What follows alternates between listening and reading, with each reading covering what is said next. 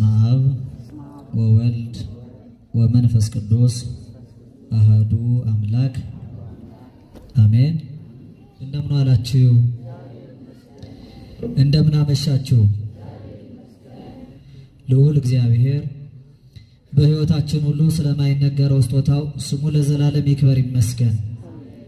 የምንማማርበት የትምህርት አውድ ነገረ ሰማዕታትን እንድናወሳ ስለሆነ የተሰበሰብነው ክርስቶስ አምላካችን በወንጌል ካስተማረው ኃይለ ቃል መነሻ አድርገን እንማማራለን። የማቴዎስ ወንጌል ምዕራፍ 10 ከቁጥር 37 ላይ ቁጥር 36 ላይ የተቀመጠውን ቃል መነሻ እናደርጋለን። ከላይ ከፍ ብሎ ቁጥር 34 ጀምሮ ክርስቶስ አምላካችን እንዲህ ሲል አስተምሯል። ኢይምሰልክሙ ዘአምጻእኩ ሰላመ ለብሔር አላ መጥባይተ።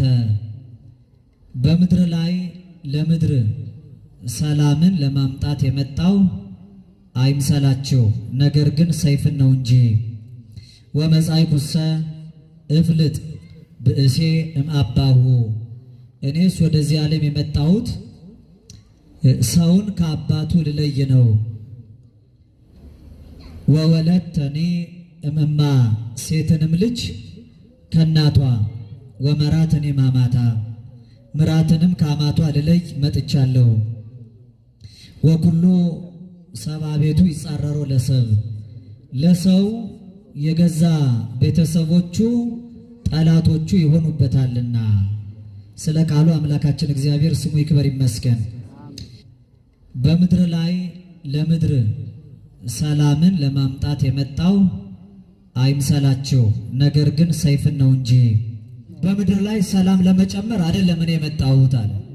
ከኔ በጎ ነገር አስባችሁ ሰላም ተስፋ አድርጋችሁ ከሆነ የመጣሁት ለዚህ አይደለም። ነገር ግን አለ ወደ እናንተ ይዤ የመጣሁት ሰይፍን ነው። በዚህ ሰይፍ ደግሞ ሰውን ከአባቱ እለየዋለሁ፣ ሴትን ልጅ ከእናቷ እለያታለሁ፣ ምራትንም ከአማቷ እለያለሁ። በዚህ ሁሉ ውስጥ ግን ለሰው ጠላቶቹ የገዛ ቤተሰቦቹ ናቸው አለ። በማይገባ ጊዜያዊ ተድላ አይቶ ዘላቂ ሳይሆን አላቂውን ተመልክቶ የሚደሰት ሰው ይኖራል። የለም ብሎ በሰዎች ማግኘትም ደግሞ እጅግ የሚደሰት ይኖራል። የቀበሮ ደስታንና የዲያብሎስን ደስታ አይተናል። በጎ ነገር ስለኛ ተደርጎልናል ብለን ባገኘ ነገር የምንደሰታለን። ይሄ ፍስሐ ኖሎት የተባልነው ማለት ነው። ለሌሎች ስለተደረገው መደሰት ግን መንፈሳዊ ልዕልና ይጠይቃል።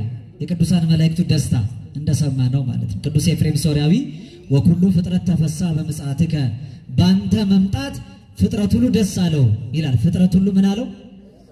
ፍጥረት ሁሉ ያለው መላእክትን ነው አለና፣ መላእክት ምን ተደርጎላቸው ይደሰታሉ? ሊያድናቸው የእነሱን አካል ነስቶ አልመጣ። ቅዱሳን ሲበቁ ለሌላ የተደረገውን እንደ ራሳቸው ይቆጥራሉና ይላል። ከእረኞቹ በላይ ያለው የሌላውን አስቦ መደሰት በጣም መታደል። በዚህ ደስታ እንድንኖር እግዚአብሔር በቸርነቱ ይርዳል። ታዲያ ይህን ደስታ ለማምጣት የመጣ አካላዊ ቃል ኢየሱስ ክርስቶስ አለ። የፍጥረት ሁሉ ደስታ የሆነ ሐዘን ከምድር የተወገደው በእሱ መምጣት ነው። እሱ ሐዘንን አርቋል። የመጣው ለሰላም ነው። ገና ሲወለድ ቅድም የሰማችሁት የእረኞቹ ደስታ እንደሚሄደው ስብሐት ለእግዚአብሔር በሰማያት ወሰላም በምድር ይላል። በሰማይ ለእግዚአብሔር ምስጋና ይሁን በምድርም ሰላም ይላል። ክርስቶስ ሲመጣ በምድር ላይ ምን ሆነ? ሰላም ሆኗል። ስሙ ራሱ መስተሳለም ሰላም አድራጊ ሶሎሞን የሚባለው ክርስቶስ። ምክንያቱም ታላቁ ልዑለ ቃል ነቢየ እግዚአብሔር ኢሳይያስ ሕፃን ተወልዶልን ወንድ ልጅ ተሰጥቶን በጫንቃው ላይ አለቅነት እንዳለ ተናግሮ ስሙ አለ ድንቅ መካር ኃያል አምላክ የዘላለም አባት አለና ወይሰማይ መላከ ሰላም የሰላም አለቃ አለው። እስኪ የሰላም አለቃ በሉ። የሰላም አለቃ ክርስቶስ ሲመጣ ወደ ዓለም መላእክቱ ታላቅ ደስታ የምስራች ለምድር ነግረው እረኞች በምድር ሰላም ሆኗል አሉ። ክርስቶስም በምድር ሲመጣ የሰላም አምላክ ነው ያለው። ሰላሜን እተውላቸዋለሁ፣ የአባቴን ሰላም እሰጣቸዋለሁ አለ። እሁበክሙ ሰላመ አቡየ አሐድግ ለክሙ ሰላሜ፣ ሰላሜን እተውላቸዋለሁ የአባቴንም ሰላም እሰጣቸዋለሁ። እኔ የምሰጣችሁ ሰላም ዓለም እንደሚሰጣችሁ ያለ ሰላም አይደለም ማለት ሲመጣ ወሰላም በምድር ተብሎ የተነገረለት ሲወጣ ሰላም ለኩልክሙ ያለን ሲሰብክ ግን ኢይምሰልክሙ ዘአምጻእኩ ሰላመ ለብሔር፣ ለዓለም ሰላም ለማምጣት የመጣው እንዳይመስላችሁ፣ ሰላም ልጨምርላችሁ አይደለም የመጣው ሰይፍን ነው እንጂ አለ። እንግዲህ ከሰማ ነው እስካሁን ከተነገረው ሐሳብ ትንሽ ለየት ይላል። የመጣው ለሰላም ነው ብለን በመስቀሉ ሰላም አደረገ፣ ሰላምን ተወልን ብለን እሱም የሰላም አለቃ ተብሎ ሳለ ሲናገር ግን ምን አለ? እኔ የመጣሁት ለሰላም እንዳይመስላችሁ፣ ሰላምን ለማምጣት አልመጣሁም። ነገር ግን ይዤ የመጣሁት እኔ ወደ ምድር እንዲያውም ሰይፍን ነው አለ። በዚህ ሰይፍ ሰውን ከአባቱ ለየዋለሁ፣ ሴትንም ልጅ ከእናቷ ለያታለሁ፣ ምራትንም ከአማቷ ለያታለሁ። በዚህ ሁሉ ውስጥ ግን ጸሩ ለሰብሰባ ቤቱ፣ ለሰው ጠላቶቹ የገዛ ቤተሰቦቹ ናቸው አለ። ይህ አስቀድሞ በቃለ ትንቢት በነቢዩ ሚክያስ የተነገረ ቃል ነው። ትንቢተ ሚክያስ ምዕራፍ 7 ከቁጥር 6 አንስቶ እስመ ወልድኒ ያስር አባሁ፣ ልጅ በአባቱ ላይ እንደሚያምፅ ወወለድትኒ ትትነሳ ላዕለ እማ፣ ሴትም ልጅ በእናቷ ላይ እንደምትበረታታና ወመራትኒ ላዕለ አማታ፣ ምራትም በአማቷ ላይ ትነሳለች አለና ወኩሉ ሰባ ቤቱ ይጻረሩ ለሰብ፣ ለሰው የገዛ ቤተሰቦች ሁሉ ጠላቶቹን ይነሱበታል የሚል ቃለ ትንቢት ተናግሯል። ክርስቶስ የዚህ ትንቢት መፈጸሙ ቅሉ በቃል እንደምናየው ምድራዊ ጊዜያዊ ሰላም በማጣትና በመስጠት ውስጥ የተመሰረተ አልነበረም። እሱ የመጣው ለሰላም ነው። ለምንድን ነው የመጣው? ሰላም ሊሰጠን፣ ደስታን ሊሰጠን ነው። ያጣነውን ሰላም በቸርነቱ አምላካችን ዳግመኛ ለሁላችን ያደለልን። ታዲያ ምን ማለቱ ነው? ለሰላም የመጣው የሰላም ንጉሥ እኔ የመጣሁት አለ ሰላምን ለማምጣት አይደለም፣ ወይ ሰላምን ወደ ምድር ለመጨመር አይደለም አለ። መቼም በአባባል በአገባቡ የሰላም አምላክ ራሱ ባጻፈው ወንጌል ሰላማዊ ወንጌላችን ላይ እኔ ስለ ሰላም አልመጣሁም ካለ ሌላ ፍቻ ያለው ማለት ነው። ክርስቶስ በዚህ አገባቡ ላይ ያመጣሁት ሰይፍ አለ ሰው ተቆርጦ ደሙን የሚያፈስበት አይደለም፣ ሰውን ከአባቱ የሚለይ ሌላ ሰይፍ ነው ማለት ነው። ሴት ልጅ ከእናቷ የሚለይ ሰይፍ ነው አለ። ምራት ከአማቷ የምትለያይበት ሰይፍ ነው። ለዚህ ነው ወደዚህ ዓለም የመጣሁት አለ ክርስቶስ አምላካችን። ወደዚህ ዓለም የመጣሁት ሰላምን ከመእደይ ሰላም ማለት ሰላምን ለመጨመር አይደለም አለ። በምድር ላይ በጨለማና በሞት ጥላ 5500 ዘመን ከመርገም በታች ተረግጦ ይኖር የነበረው ሕዝብ ለዲያብሎስ ተገዝቶ ሰላም በሚለው ጨለማ መካከል ይመለስ ነበረ። እኔ በዚህ በጨለማ በምትመላለሱበት ኑሮ ሰላም ብላችሁ በምትጠሩት ሕይወት ላጸናችሁ አልመጣሁም፣ ነገር ግን ሰይፍን ይዤ መጥቻለሁ አለ። ምን ይዤ መጥቻለሁ? መቼም ይህ ሃይማኖት ኦርቶዶክሳዊ ተዋሕዶ ሃይማኖት የሚባለው በሌላ አጠራሩ ሊቃውንት የሰይፍ ሃይማኖት ይባላል። እንዲያውም ኦርቶዶክሳውያን ሲጠሩ መጥባይታውያን ይባላሉ፣ ባለ ሰይፎች ይባላሉ። ባለምን ይባላሉ? ሰይፋቸው ሌላውን የሚገሉበት ሳይሆን የሚጋደሉበት ሰይፍ ክርስቲያኖች አላቸው። ክርስቶስ አምላካችን በዮሐንስ ወንጌል ምዕራፍ 12 ላይ በዚህ ዓለም ይኖሩ የነበሩ ወገኖቹን የወደዳቸውን ከዚህ ዓለም ተላልፎ የሚሰጥበት ሰዓት እንደደረሰ ሲያውቅ እስከ ወዲያኛው ወደዳቸው ይላል። ምዕራፍ 13 ላይ የወደዳቸውን እነዚህን አሳልፈው የሚሰጡትን ሐዋርያቱን ጭምር አንድነት እግራቸውን አጠበ። አጥቦ ማዕድ አድርጎ በጋራ ከነሱ ጋር ማዕድ ተሳተፈ። ከዚያ በኋላ አንድ መመሪያ ሰጣቸው። አጥቦ ከተነሳ በኋላ ከእራት በፊት ነው። ከእናንተ መካከል ሰይፍ የሌለው ካለ ሰይፍ ይኖራቸው አላቸው። ሰይፍ ሊኖራቸው ያስፈልጋል። እንዲያውም የሌላችሁ ከሆነ ልብሳችሁንም ቢሆን ሸጣችሁ ለእያንዳንዳችሁ ሰይፍ ይኖራችሁ ሰይፍ ግዙ አላቸው። ደነገጡና ምን ችግርና ምን ጭንቅ ሊመጣ ነው ስለ ሰይፍ የሚነግረን አሉና ቅዱስ ጴጥሮስ ቀረብ ብሎ ጌታ ሆይ እኛ ጋር 2 ሰይፍ አለ አይበቃም እንዴ ብሎ ጠየቀ። ስንት ሰይፍ አለ አልኳቸው? 2 ሰይፍ አለ አለ። ክርስቶስም ለመብክሙ ክሌቱ መጣብ ውእቱ ያክለክሙ፣ 2 ሰይፍ ካላችሁማ በቃ እሱ ይበቃቸዋል አለ። እስኪ በል 2 ሰይፍ ካላችሁ እሱ ይበቃቸዋል። እራት በልተው ከፍ ባለው ለምለም ወደ ሆነው አጸደ ሐምል ወደሚባለው ስፍራ ደብረ ዘይት ወጥቶ ድንጋይ ወርውሮ የሚርቅ ያህል ከነሱ ተለይቶ ጌታችን ሲጸልይ የምስጢር ሐዋርያት የሚባሉ ጴጥሮስ፣ ዮሐንስና ያዕቆብ አንድነት ከሱ ጋር ነበሩ። መትጋት አቅቷቸው ሲመሽ አይናቸው በእንቅልፍ ደከመ። ወከብደ አዕይንቲሆሙ በድቃስ፣ አይናቸው በእንቅልፍ ደከመ። ጥቂት መታገስ አቃታቸው። ዞሮ ሲመለከታቸው አንቀላፍተዋል። ትግሁኬ እንከ ወጸልዩ፣ እንግዲህ ተግታችሁ ጸልዩ እንጂ አለ። ሰይፍ አለኝ የሚል ሰው ተግቶ የሚጸልይ ሰው ነው። ሰይፍ ያለው ሰው ምን የሚል ነው? ተግቶ የሚጸልይ ነው። የፈተናው ሰዓት ደርሷል፣ ወደ ፈተና እንዳትገቡ ተግታችሁ ጸልዩ አላቸው። ዳግመኛ ተመለሰ፣ ተኝቷል። ለሶስተኛ ጊዜ ተመለሰ። እንግዲህ ተነሱና እንሂድ አላቸው። ሲሄዱ ይሁዳ የሚመራው የአይሁድ ጭፍራ ሰይፍና ገመድ ይዘው መብራታቸውን አብርተው ጌታን ፍለጋ መጥተዋል። ያን ጊዜ ይሁዳ ስሞ ጌታውን አሳልፎ ሰጠ። ቅዱስ ጴጥሮስ ትዝ አለው። ሰይፍ ይኖራችሁ የተባለው የጸብ ጊዜ አሁን ደርሷል ማለት ነው አለና ሰይፉን ከሰገባው አውጥቶ ከጭፍሮች መካከል አንዱ መሪ የነበረውን ማልኮስ የሚባለውን ሰው ጆሮውን ቆረጠው። ጆሮ እየደማ ከጌታችን ፊት ማልኮስ ቆሟል። ጌታችን ኢየሱስ ክርስቶስ የማልኮስን ጆሮ ዳሶ ፈወሰና አግብአ ለመጥባይትከ ውስተ ቤታ፣ ስለትህን ሰይፍህን ወደ ቤቱ መልስ፣ ወደ ሰገባ ወደ ቤቱ መልስ፣ ሰይፍ የሚያነሱ በሰይፍ ይጠፋሉና አለ። ስለዚህ እኔ ሰይፍ አልፈልግም አለ ክርስቶስ። ምን አልፈልግም አለ? ሰይፍን ወደ ቤቱ መልስ። ባለ ሰይፎች ብዙዎች አሉ፣ ወደ እነሱ መልሳል። ቅድም ሰይፍ ይኖራችሁ ብሏል። ሰይፍ አዘጋጅተን ደግሞ ስንጠቀም ሰይፍን ወደ ቤቱ መልስ ይላል። ምን ማለቱ ነው? የሐዋርያት ጥያቄ ነው። ኋላ ግን በትምህርት በሕይወታቸው ሐዋርያት ይህን ተረድተዋል። ቅዱስ ጳውሎስ እየደጋገመ ለእናንተ ስጋዊ ሳይሆን መንፈሳዊ የጦር ዕቃ ይኑራችሁ ይላል። ምን አይነት የጦር ዕቃ?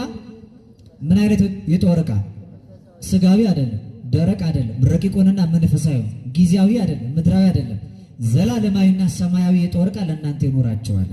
ወገባችሁ የታጠቀ መብራታችሁ የበራ ይሁን እያለ ወንጌል እንደሚያስተምረው ለእናንተ ሰይፍ ይኑራችሁ። ሰይፍ ዘመንፈስ ቅዱስ፣ የመንፈስ ቅዱስን ሰይፍ ያዙ። ወውእቱ ቃል እግዚአብሔር፣ ያ የመንፈስ ቅዱስ ሰይፍ የተባለው የእግዚአብሔር ቃል ነው። እስኪ ሰይፍ በሉ።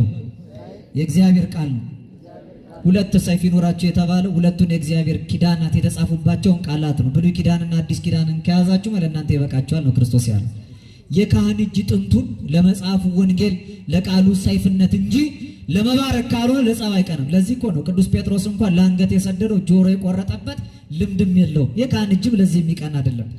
ካህን በመስቀሉ የሚያስታርቅ፣ ካህን በመስቀሉ የሚያስማማ፣ ካህን በመስቀሉ ሰላም የሚያደርግ እንጂ የሚያጣላና የሚያራርቅ አይደለም። ዛሬ የምንሰማው ይህንን ነው። ጦርነት የሚባርኩ ብዙዎች አሉ። በዛሬው ዕለት በሀገራችን ፋሽስት መጥቶ ያፈሰሰውን ደም ባርከው ለጦርነት ወደዚህ ዓለም የላኩ ካህናት ነን የሚሉ ብዙዎች አሉ። እርስ በርስ ባለው እልቂት ጦር የሚዘምቱ ብዙ ባለመስቀሎች አሉ። የእናንተ መስቀል የሰላም መስቀል ቃል ወንጌል እንጂ ምድራዊ ጦር መሳሪያ አይደለም። የብዙዎች ደም በከንቱ ሲፈስ የፈሰሰውን ደም የከብት ደም እንኳን የማይመስላቸው ብዙዎች አሉ፣ በመስቀላቸው የሚሳለቁበት ማለት ነው። ለዚህ ነው መጥባይትህን ሰይፍህን ወደ ቦታው መልስ። የሚጣሉትን ሰዎች ተዋቸው፣ ከሚጣሉት አትደመሩ። የሚጋደሉ ሰዎች ቢኖሩ ለእርቅና ለማስማማት የሚቀና የካህን እንጂ በለው የሚል የካህን እጅ የለም። የሚያስማማ የሚያስታርቅ የሚያስተቃቅፍ እንጂ አንዱን ከአንዱ የሚያደናቀፍ የካህን እጅ የለም። ለዚህ ነው የቅዱስ ጴጥሮስ እጅ በዚህ የቀና አልነበረም። ክርስቶስም የመንፈስ ቅዱስ ሰይፍ ያለው ሰይፍ ይኖራችሁ ያለው ቃሉን ነው።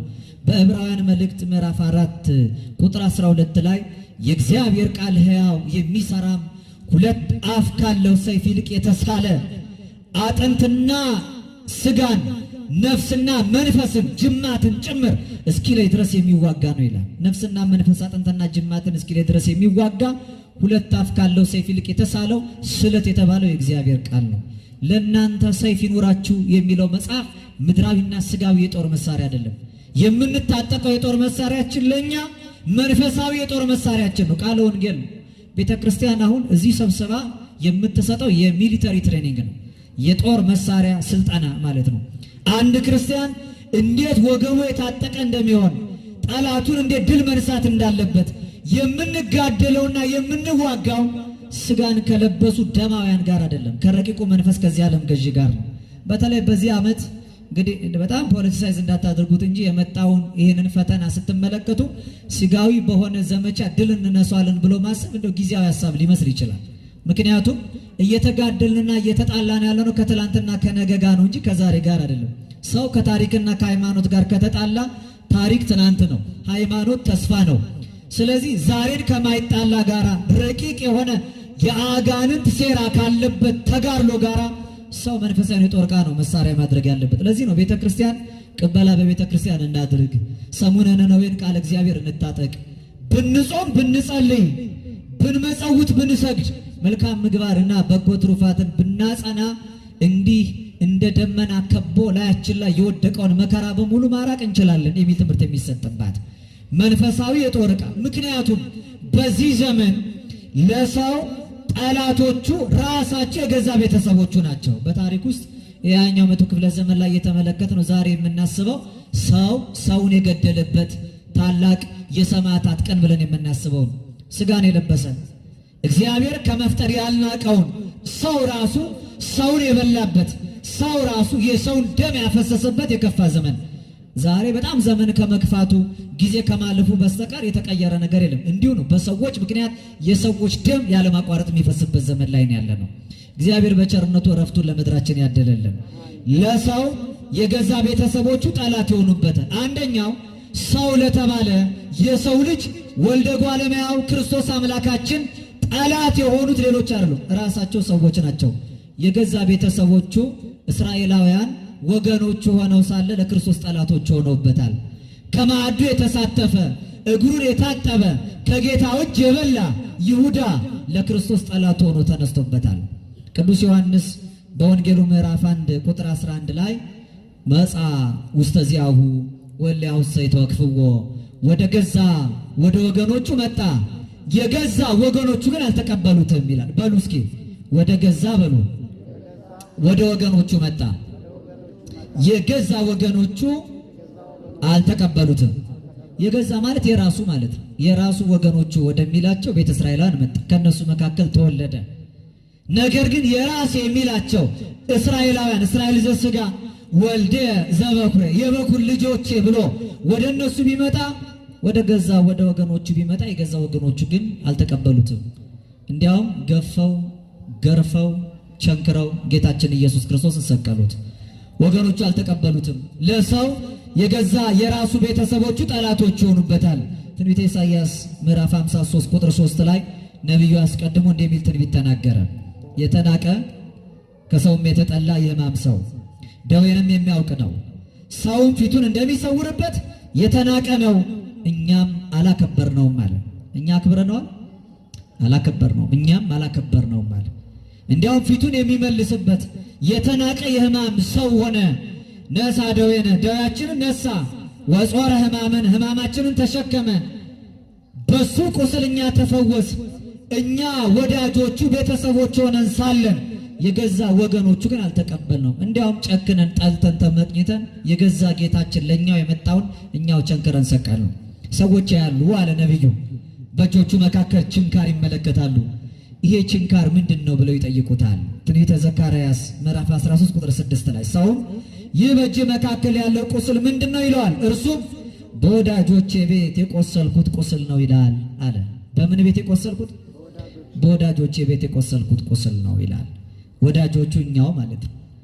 የመላእክት አካል ረቂቁን ነስቶ አይደለም፣ ከእንስሳቱ ከአዋፋቱ አይደለም። የሰውን አርአያ ነሳ፣ የሰውን መልክ ያዘ፣ የእኛኑ ስጋ ለበሰ። ስጋችንን የለበሰውን ያንን መለኮት ግን እኛ ገፍተን ከዚያ ለማባረር ነው። እንዘ ይጼልዎ ይጸአለ ሲጠሉት ግን እሱ አልጠላቸው። ወንዘ ያመሙ የተቀየመ ያሳመሙትን ሰዎች አልተቀየማቸውም።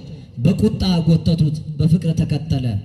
ሞቶ በሞቱ ሞትን ድል ነስቶ ሕይወትን ሊሰጠን የመጣውን አምላክ በፈቃዱ የሞተውን እኛ ግን አብልጠን ጠላ ነው። አብዝቶ ወደደን፣ አጥብቀን ጠላ ነው። አብዝቶ ጠራን፣ አጥብቀን ራቅ ነው። ለሰው የገዛ ቤተሰቦቹ ጠላቶች ይሆኑበታል ማለት ይሄ ነው። ዛሬ ወደኛ ትላንትና መጥቶ እስራኤል ጠሉት። ምን አለ በእኛ መካከል ዛሬ መጥቶ ቢሆን ኖሮ አትበሉ። ዛሬም በእኛ መካከል ይኸው መጥቷል። ዕለት ዕለት ስጋው እየተቆረሰ ደሙ እየፈሰሰ በቤተ መቅደስ ወደ እናንተ መጣው ይላል። ከእስራኤላውያን ባልተናነሰ ገፍተን አልፈን የምንሄድ ብዙዎች አለ። ቀራንዮ አደባባይ ላይ የተሰቀለውን ለቤዛ ብዙሃን ለዓለም ሁሉ ድነት እንዲሆን ስጋውን የቆረሰውን ደሙን ያፈሰሰውን ንስሐ ገብተን ሕይወታችንን አጽንተን ወደኛ ሲመጣ ወደ እርሱ ለመምጣት የማንጋደል ከሆን ለሰው የሰው ልጅ ለክርስቶስ የገዛ ቤተሰቦች እኛ ጠላቶቹ ነን። በእኛው መካከል የሚፈተተው ይሄው መስዋዕት ነው። በእኛው መካከል የሚቆረሰው ይሄው ስጋ፣ በእኛ መካከል የሚፈሰው ይሄ ደም። እስራኤላውያን እንደሰቀሉት ሰቅለን የምናልፈው ሰዎች አለን። ከመስቀል አውርደን ወደ ራሳችን የማንወስደው በቤታችን የማናሳድረው የማንበላው የማንጠጣው መኖሪያ የማናሰናዳለት በደጅ ቆሜ ሳንኳኳ ማንም ድምፄን ሰምቶ በሩን ቢከፍትልኝ ወደ እርሱ ገባለሁ፣ ከእርሱ ጋር ራት እበላለሁ፣ እርሱም ከኔ ጋር ይበላል። ነገ ከእርሱ ጋር ምሳ ደብረ ጽዮን ለዘላለም የማንራብ የማንጠማበትን ተድላ ለማግኘት ዛሬ ከሱ ጋር የምናድርበት ሕይወት ከሌለን ነገ ከኛ ጋር አያድርም። ዛሬ ከኛ ጋር ካላሳደር ነው ነገ በሱ ዘንድ ማደሪያ የለንም። ያው ያልተቀበሉትን ሲመጣ እሺ ያላሉትን ሰዎች በደጅ በር ዘግቶባቸው አማን አማን ብለክን እያመረክን እውነት እውነት እላቸዋለሁ እኔ እኮ እናንተን አላውቃችሁም ይላቸዋል። እንደ አምስቱ ሰነፎች ማለት ነው። አላውቃችሁም ከመባል በቸርነቱ ይታደገን። ለሰው የገዛ ቤተሰቦቹ ጠላቶች ይሆኑበታል ማለት ለክርስቶስ አይሁድ ከአይሁድ መካከል የተገኘ ይሁዳ ዛሬም ደግሞ እኛ የራሱ ወገኖች ለሱ ጠላቶች ሆነንበታል ማለት ነው። ክርስቶስ አምላካችን የመጣሁት እኔ በምድር ላይ ሰይፍን ለማምጣት ነው አለ። በዚህ ሰይፍ እናንተን ከዓለም ፈቃድ ለመለየት ነው አለ። ከዓለም ፈቃድ ለመለየት እፍልጥ ሰብ እማባሁ ሰውን ከአባቱ ልለየው ነው የመጣሁት አለ። እስኪ ሰውን ከአባቱ በሉ። ክርስቶስ ባመጣው ሰይፍ ሰው የተባለ የሰው ልጅ ነው። አባት የተባለው የግብር አባታችን የነበረው ዲያብሎስ ነው። በዚህ ሰይፍ ታዲያ ክርስቶስ እኛ ሊለየን የመጣው ከግብር አባታችን ከዲያብሎስ ነበር። እኛ ያንን ሰይፍ ቃል እግዚአብሔር ያንን በቃል እግዚአብሔር ባገኘነው ሰይፍነት ደግሞ በልባችን ጸጸት በንስሐ ከዓለም ፈቃድ ከስጋ አምሮት ከምድራዊ ቅድ ከዲያብሎስ ወጥመድ አናመልጥም ስንል ሰይፉን የማንጠቀም የማንታጠቅ ወታደሮች ማለት ነው። የመጣሁት የሰውን ልጅ ሁሉ ከግብር አባቱ ከዲያብሎስ ልለየው ነው አለ። እንደገና ሴትንም ልጅ ከእናቷ ልለያት ነው። ሴት ልጅ የተባለችው እቺ ነፍስ ናት። የምታድረው እናቷ ቤት ነው፣ ስጋ ቤት። ስጋ የነፍስ ማደሪያዋ ናት። ስጋ የምን ማደሪያ ናት? የነፍስ ማደሪያ ናት። በዚህ ማደሪያ በስጋችን ነፍሳችን አለች። ሴት ልጅ ከእናቷ ማለት ፈቃደ ስጋን ከፈቃደ ነፍስ ልለይ ነበር የመጣሁት እኔ ያለ ክርስቶስ። እናንተን ሰዎችን ከዲያብሎስ ልለያችሁ ነው የመጣሁት። የስጋችሁን ፈቃድ ከነፍሳችሁ ፈቃድ ልለይ ነው የመጣሁት። ራሳችሁን ገዝታችሁ ለእግዚአብሔር ተገዝታችሁ ሌላውን እንድታስገዙ ስጋችሁን ለነፍሳችሁ ነፍሳችሁን ለፈጣሪያችሁ እንድታሳድሩ ነበር የመጣሁት አለ። እንደገና ምራትንም ከአማቷ ልለይ ነው የመጣሁት አለ። ምራት ከአማት ማለት የውጭና የውስጥ ቤተሰብ ማለት ነው። የውጭና የውስጥ የሚስት ቤተሰብን ከባል ቤተሰብ እንደመለየት ማለት ነው። በቤት ያለች ሙሽሪትን ከባል ቤተሰብ መለየት ማለት ነው። ምራትና አማት ማለት ይሄ ነው። ምራትን ከአማት ልለየን የመጣሁት ማለት በመንፈሳዊ ትርጉሙ የስጋን ፈቃድ ከነፍስ ፈቃድ ለመለየት እንደመጣሁት አፋዊና ውሳጣዊ ሕግ ልለየን የመጣሁት። አሁን እንደ እስራኤል ዘሥጋ እንደ ፈሪሳውያን መመላለስ ሕጉን በአፋችሁ እንድትናገሩ በልብሳችሁ ዘርፍ እንድትደረድሩት አይደለም የመጣሁት። ሕጉንና ቃሉን ከመናገርና ከመጻፍ አልፋችሁ እንድትኖሩበት ነው የመጣሁት። ስለዚህ ምራትን ከአማት አፋዊ ሕግን ከውሳጣዊ ሕግ ልለይ መጥቻለሁ። አሁን በፊት በጽላቱ ላይ የተጻፈ ፍቅረ ቢጽና ፍቅረ እግዚአብሔር ነበር። አሁን በደሜ ያንን በመስቀል ላይ ጽፈዋለሁ። እናንተ ሕግና ነቢያት ሁሉ በመስቀል ላይ እንደተሰቀሉ አይታችሁ እግዚአብሔርን መውደድ በሕግ ሳይሆን ሰውን መውደድ በሕግ ሳይሆን በተግባር እንድትኖሩበት። ቅዱስ ዮሐንስ በመልእክቱ ልጆቼ ሆይ በቃልና በአንደበት ሳይሆን በስራና በእውነት እንዋደዳል። እስኪ በቃልና በአንደበት ሳይሆን በሉ፣ በስራና በእውነት እንዋደድ። በቃልና በአንደበት የሚዋደዱ ሕጉን እንጠብቃለን ብለው ክርስቶስን አሳልፎ ለመስጠት እንኳን ለምን ሕግ ተሻረ የሚል የበቀል ስሜት ተነስቶባቸው ነው። እንደ ቅዱስ ጳውሎስ አስቀድሞ ሳውል እያለ የሙሴ ሕግን ስለምን ሐዋርያት ደቀ መዛሙርት ይሽራሉ ብሎ ከነሱ አንዳንዶችን አግኝቶ ሊገላቸው ከምኩራባቱ ደብዳቤ ይዞ ፈቃድ ተቀብሎ እያሰረ መከራ ሊያጸናባቸው ይሄድ ነበረ።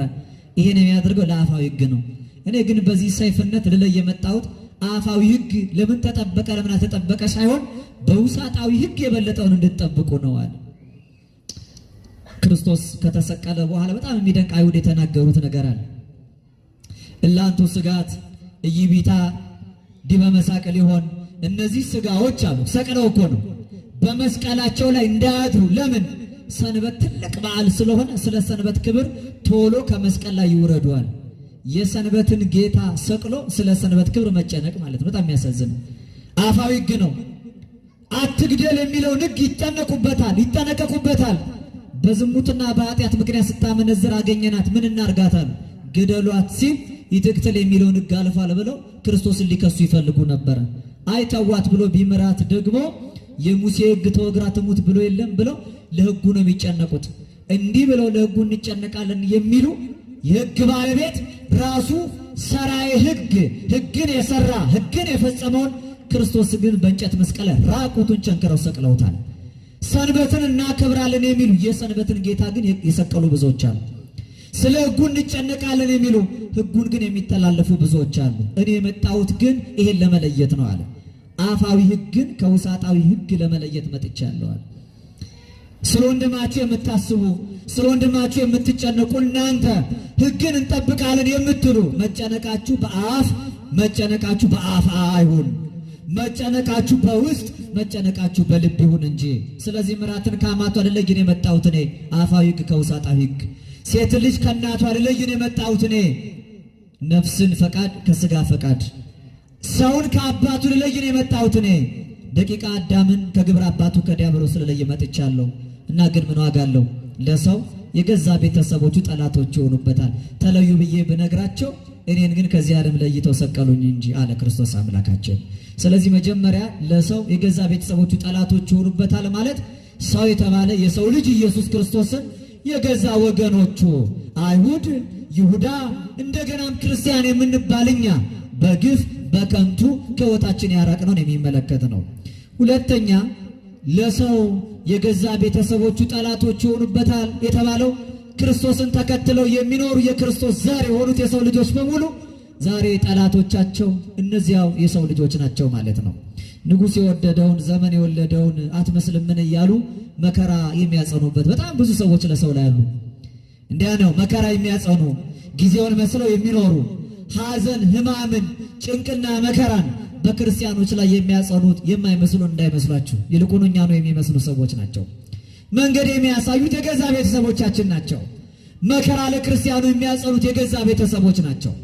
በመጽሐፍ ቅዱስ ውስጥ በጣም ውስጥ የሚነኩና ይህንን የሚያሳዩ አጠር አድርጌ ሊቃውንቱ በትርጓሜ እንደ ፊቅጦርና እንደ ቴቅላ ብለው ያስቀመጡት ታሪክ አለ።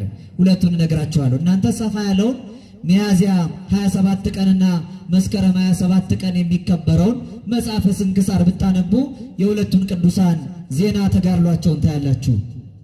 ቅዱስ ፊቅጦር የሚባል ሰማዕት አለ። እስኪ ቅዱስ በሉ፣ ፊቅጦር በሉ።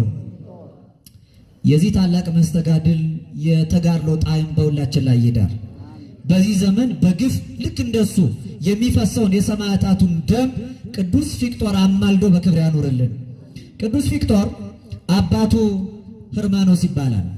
በዘመኑ ዲዮቅልጥያኖስ አግሪፓዳ የሚባል ኖላዊ አጣሊ የፍየል እረኛ የነበረ በንግስናው ዙፋን ላይ ከተቀመጠ በኋላ ጠላት በሆኑብን በገዛ ቤተሰቦቻችን ምክንያት እምነቱን ክዶ አብያተ ክርስቲያናትን አዘግቶ አብያተ ጣዖታትን አስከፍቶ ለእግዚአብሔር የሚሰጠውን ክብር ለባዕዳኑ ሰጥቶ ይኖር ነበረ። ታዲያ ህርማኖስ የተባለ የፊቅጦር አባት ለዲዮቅልጥያኖስ አማካሪ ሆኖ ይኖራል። በዚያን ዘመን ማርታ የምትባል የህርማኖስ ሚስት አለች። እርሷ ክርስቲያን ናት፣ ፍጹም ክርስቲያን፣ እግዚአብሔርን የምትወድ እግዚአብሔርን መውደዷ ደግሞ በእግዚአብሔር መወደድ የተገለጠላት እግዚአብሔር አብልጦ የሚወዳት ቅድስት ማርታ የምትባል ደገኛ ሴት ነበረች። እነዚህ አብረው ሲኖሩ ህርማኖስና ማርታ፣ ህርማኖስ ፈጻሜ ፈቃደ ንጉሥ፣ የንጉሥ ፈቃድ ፈጻሜ መለካዊ ሰው ነው። የሃይማኖት ሰው ይምሰል እንጂ ከቤተ መንግሥት የሚያድር ሰው ነው። ከማርታ ጋር አብረው ሲኖሩ ልጅ ወለዱ። ልጃቸውንም ፊቅጦር ብለው ጠሩት።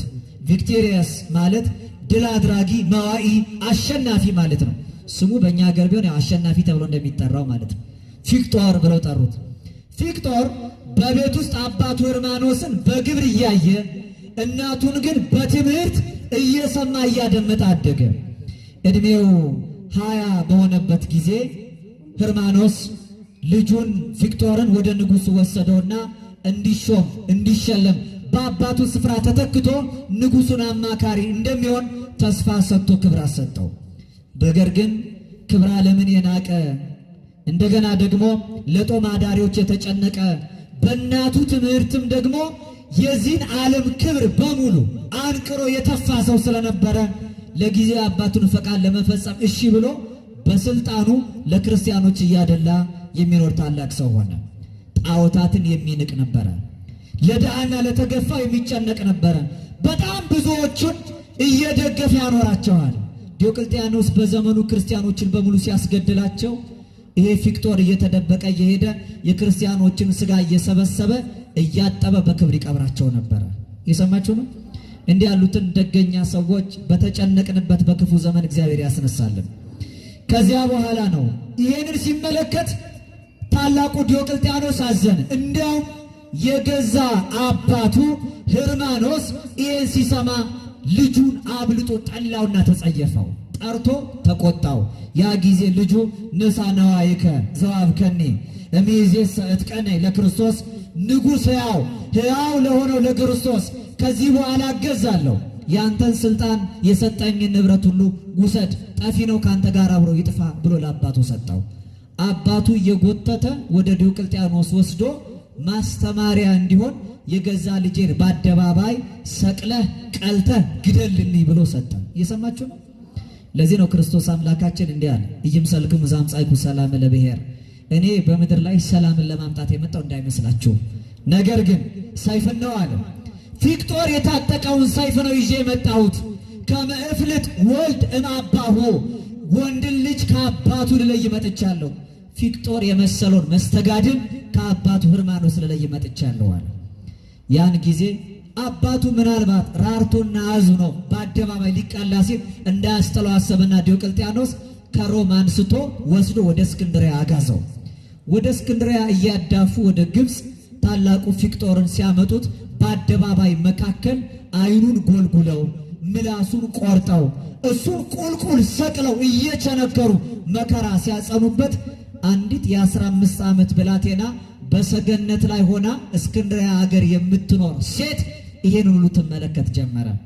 ያን ጊዜ ፊቅጦር እናቱ በተለይ ያለቀሰች ከሮም አደባባይ ወደ እስክንድርያ ለመቀላት መከራ ለመቀበል ሲመጣ ስታለቅስ እንዲህ ብለዋታል፣ እናቴ እንዳታለቅሺ፣ ባይሆን የኔ ሥራ ችጋረኞችን ጦማዳሪዎችን መርዳት ነው።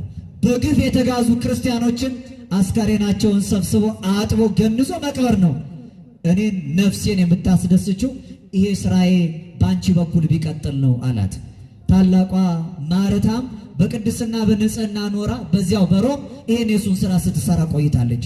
በሰገነቱ ላይ ሆና ፊቅጦር ይህን ሁሉ መከራ ሲቀበል ትመለከት የነበረች የማታምን ለጣዖት ከሚሰግዱ ቤተሰብ የተገኘች አንዲት ብላቴና ምላሱ ሲቆረጥ አይኑ ሲጎለጎል ቁልቁል ተቸንክሮ ደግሞ ብዙ ጸዋትወ መከራ ሲቀበል እያየች ጽናቱ እየደነቃ ስትደመም እግዚአብሔር መንፈስ ቅዱስ አይኗን ከፍቶ ቅዱሳን መላእክቱ ከሰማይ ወርደው አክሊል የብርሃን ለቅዱስ ፊቅጦር ሲያቀዳጁት ተመልክታ እየጮች ተከተለችና የዚህ ሰው እምነቴ የኔም እምነት ነው፣ እሱን በምግባር ልመስለው በሃይማኖትም ልከተለው እወዳለሁ፣ እባካችሁ ለሱ ያዘጋጃችሁትን ይሄንን ሰይፍ ለኔም ደግሞ አጋሩ ይብላ ለመነቻቸው ይላል።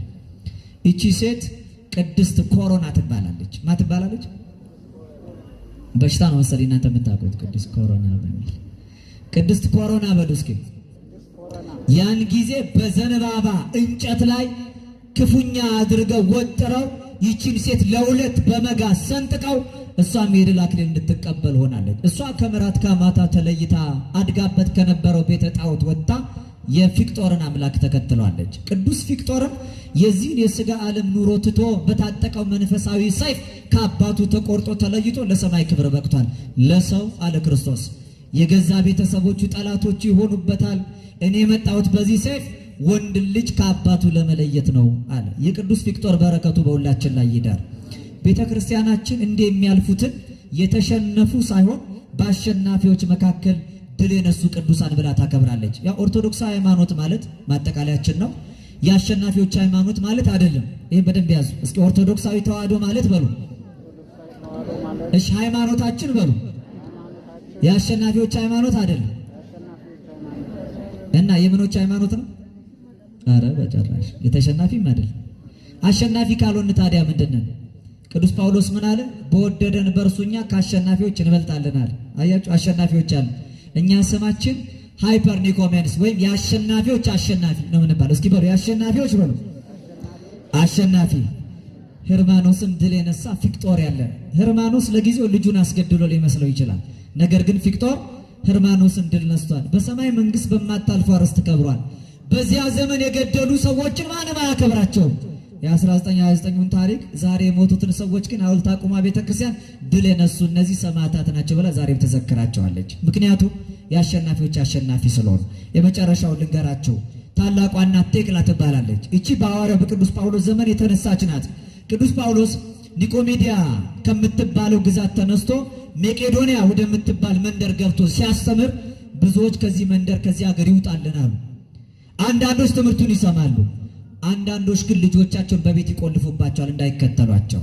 ቴክላ የምትባለው አደገኛዋ እናቷ በር ቆለፈችባት፣ ቅዱስ ጳውሎስን እንዳትሰማ ነው። ቴክላ ግን ከቤቷ ሰገነት ላይ ወጣ መስኮቷን ከፍታ እንደ ቅድሟ እናት ቅድስት ኮሮና ማለት ነው ትከታተለው ጀመረ። ቅዱስ ጳውሎስ እንዲህ ይላል፣ ብፁዓን ነዳያን በመንፈስ አውቀው ነዳያን የሆኑ ንዑዳን ክቡራን ናቸው እያለ ያስተምራል። ምክንያቱም በሰማይ መንግስት ባለጸጎች ይሆናሉ። ብፁዓን ንጹሐነ ልበ ንጹሐን ብፁዓን ናቸው እግዚአብሔርን ያዩታል። ዛሬ የሚያዝኑ ብፁዓን ናቸው ነገ ይደሰታሉ ሲል ነገን መደሰት እግዚአብሔርን ማየት ዘላለማዊን መንግስት መውረስ እፈልጋለሁ ብላ ከሰገነቷ ላይ ወረደች። 3 ቀን በሙሉ እየጾመችና እየጸለየች እግዚአብሔርን ትፈልግ ማዕድም አልቀምስም ብላ ጳውሎስ ሐዋርያው ላስተማረው ትምህርት ራሷን አስገዛች። የወርቅ ወለባዋን ለበር ጠባቂው ሰጥታ በሩን አስከፍታ ቅዱስ ጳውሎስን ተከተለች። እናቷ በቤቷ ሰገነት ላይ 3 ቀን አለመውረዷን አይታ በራብ ትሞትብኛለች ብላ ስትፈልጋት በዚያ የለችም። ስትወጣ በመንደሩ ስታይ ከቅዱስ ጳውሎስ ጋር አገኘቻት። የገዛ እናቷ ጸጉሯን እየጎተተች አምጥታ መቄዶንያ ለሚኖረው አገረ ገዢ አሳልፋ ሰጠችና ከእሳት ልጄ ትጨመር ለሌሎቹ ማስተማሪያ ትሆናለች። እንዲህ ያሉ ወላጆችን እግዚአብሔር የራእይ ልብ ይስጣቸው። በእውነት ያን ጊዜ ከእሳት መካከል ቅዱስ ጳውሎስንም እሷንም ጨመሯቸው።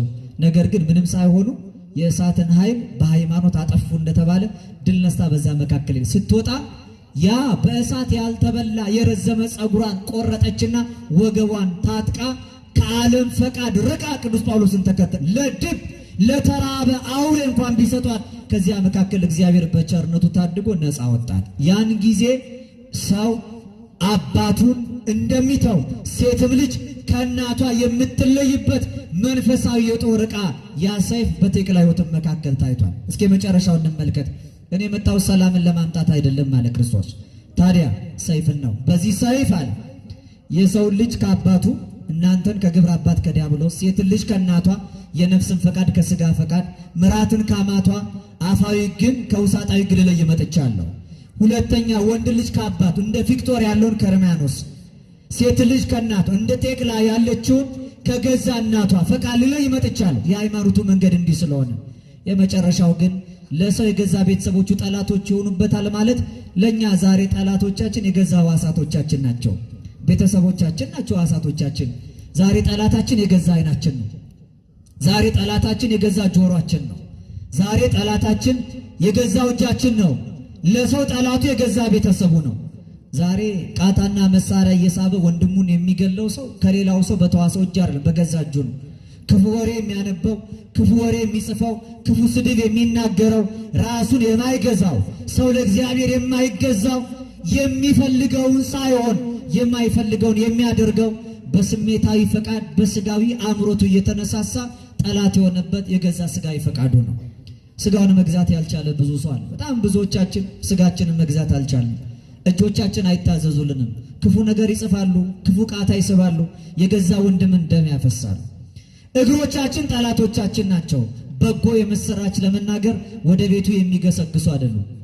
የገዛ ጠላቶቻችን የገዙ ሕዋሳቶቻችን ናቸው። አበው በለፈለፉ አፍ ይጠፉ ይላሉ። አፋችን ይናገራል፣ መልሶ የአፋችን መጥፊያ ይሆናል። ደም የሚያፋስሰው አፋችን ነው። እርስ በርስ የሚያጣላው እጃችን ነው። ክፉ ጽፈት የሚጽፈው እጅ ነው። ክፉ ወሬ የሚናገረው አፋችን ነው። ወደ ክፉ ቦታ ነገር ለመስራት የሚሮጠው ያው እግራችን ነው። እያንዳንዱ ሰው ራሱን ቢገዛ ለእግዚአብሔር ተገዝቶ ሌላውን አስገዝቶ መኖር ይቻለዋል። ሀገር የምትፈወሰው ሀገር የምትታከመው እያንዳንዱ ሰው ራሱን የገዛ እንደሆነ ነው። ዛሬ በመካከላችን ያለው መለያየት፣ እርስ በርሳችን ያለው እልቂት በሙሉ የመጣው እያንዳንዱ ሰው ራሱን መቆጣጠር ባለመቻሉ ነው። በዚህ ዘመን ትልቁ ሰማዕትነት ራስን መግዛት ነው። እስኪ በሉ ትልቁ ሰማዕትነት ራስን መግዛት ነው። በቃ ራሳችንን ገዝተን አይኖቻችን በጎ ነገር የሚያዩ ለመሆን የተገቡ ቢሆኑ እግዚአብሔር በዚህ ዘመን በጎ ነገር እንድንሰማ መልካም የምስራች ይነግረናል። አይናችን ክፉ የሚያየው እኛ የበጎ ነገር ማረፊያ መሆን ስላቃተን ነው።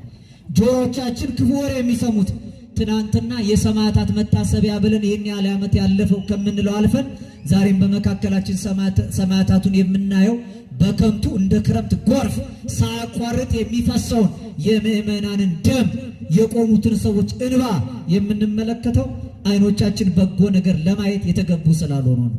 እኛ በጎ ብንሆን የበጎ ነገር ማረፊያ እንሆናለን። እኛ መልካም ብንሆን የመልካም ነገር ማደሪያ እንሆናለን። እግዚአብሔር አምላካችን በቸርነቱ ጠላቶቻችን የሆኑ የገዛ ቤተሰቦቻችን ሕዋሳቶቻችንን ገዝተን ለሱ ተገዝተን እንድናልፍ በቸርነቱ ይርዳን። ፍቅር አንድነቱን፣ ሰላም ስምምነቱን፣ ፈውስ ጤንነቱን ለሀገራችን ለመላው ዓለም ያድልልን። ሀገርን በጽኑ ሰላም፣ ቤተክርስቲያንን በቀደመ ክብርና ልዕልና እግዚአብሔር ይጠብቅልን።